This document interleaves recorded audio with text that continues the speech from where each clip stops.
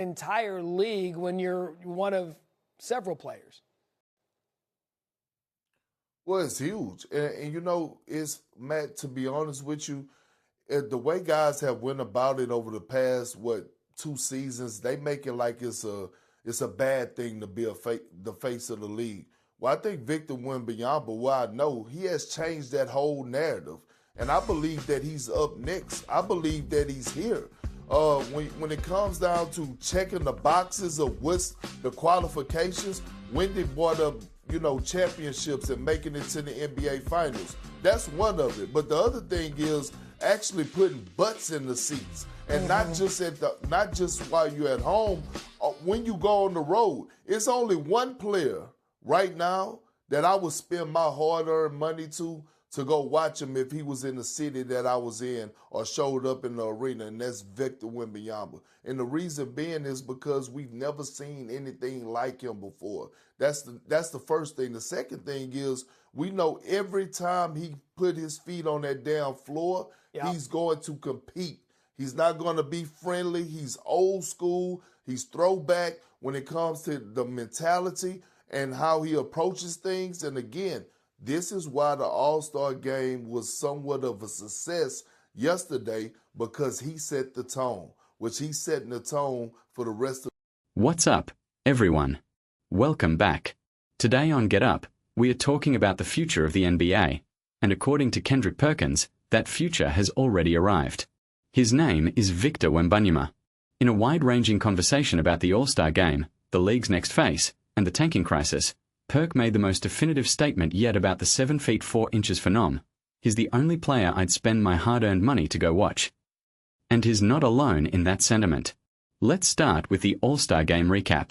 The new USA vs. World format delivered, with Team USA stars taking home the trophy. LeBron hit a logo 3 for the win.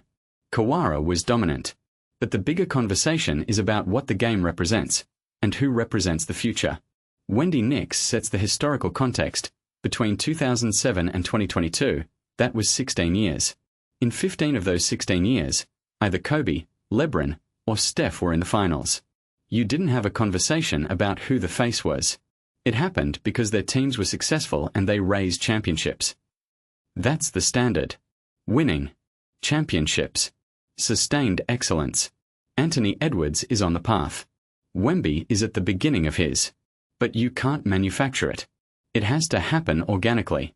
Then PERK takes over, and this is where it gets real. To be honest with you, the way guys have went about it over the past 2 seasons, they make it like it's a bad thing to be the face of the league. I think Victor Wembanyama has changed that whole narrative. I believe that he's up next. I believe that he's here. He breaks down the qualifications. Wendy mentioned championships and finals appearances. That's part of it. But there's another element that's just as important. Putting butts in the seats. Not just at home, but when you go on the road. And for PERK, there's only one player right now who meets that standard. He's the only player I'd spend my hard-earned money to go watch if he was in the city I was in or showed up in the arena. The reason being is because we've never seen anything like him before. That's the Wemby effect. He's not just another star. He's a once-in-a-generation talent doing things that have never been done.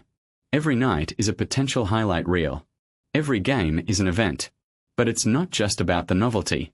It's about the mentality. We know every time he puts his feet on that damn floor, he's going to compete. He's not going to be friendly. He's old school. He's throwback when it comes to the mentality and how he approaches things. This is what separates Wemby from the pack.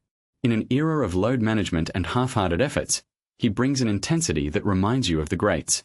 And that mentality was on full display in the All-Star game. This is why the All-Star game was somewhat of a success yesterday, because he set the tone. He's setting the tone for the rest of the league going forward on how to approach it. And that's what a future face of the league looks like. The panel also tackles the tanking crisis, with Adam Silver admitting the current system isn't working and that every possible remedy is on the table. Wendy breaks down why it's so complicated, the disproportionate impact of one player, the socialistic revenue sharing system, and the fact that revenue drives decisions more than competitive balance. The lottery was introduced in the 80s and Adam Silver said it's already been changed 5 times. There isn't a perfect system.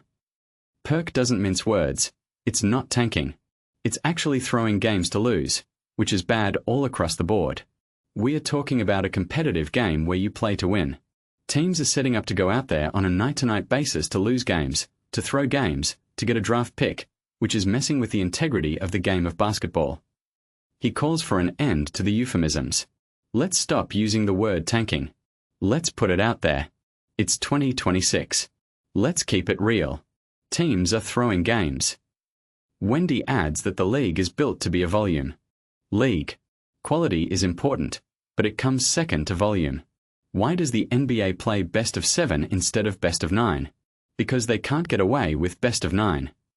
The tension between revenue and competition, between the desire to win and the incentive to lose, is baked into the system. And as Wendy notes, adding 2 more teams will only complicate it further. But through all the noise, one thing is clear: the NBA has its next face. Victor Wembanyama isn't just a talent. He's a mentality. He's a draw.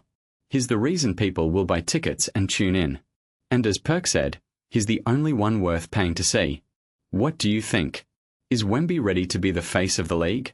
Can he lead the Spurs to a championship and cement his status? And how do you fix the tanking problem without destroying the competitive balance? Let me know your thoughts in the comments below. If you love deep, thoughtful conversations about the state of the game, hit that like button, subscribe, and I'll see you in the next one.